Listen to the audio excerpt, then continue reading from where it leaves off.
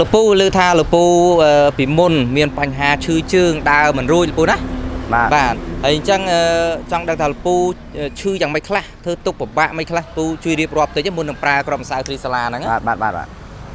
កាលមុនខ្ញុំបានលេបអាថ្នាំដែលគាត់ជាគាត់មកហ្នឹងឥឡូវបានរឹងធូរស្រាលជាងមុនបន្តិចបាទ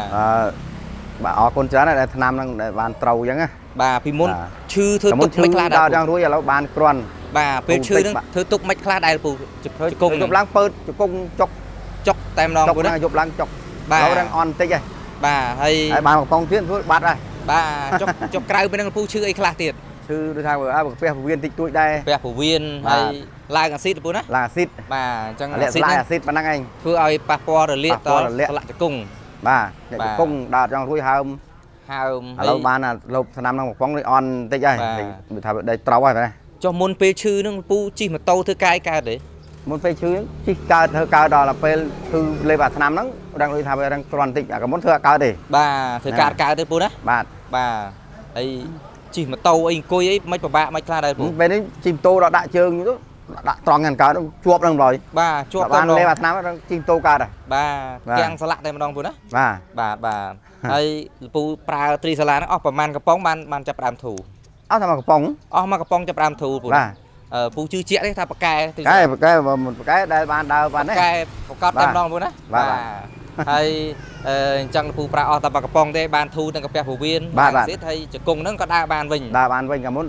ដើររួចទេសบายចិត្តទេពូសบายចិត្តហ្នឹងបាទធ្វើការអីជិះម៉ូតូអីតាណាបានណាពូណាបាទ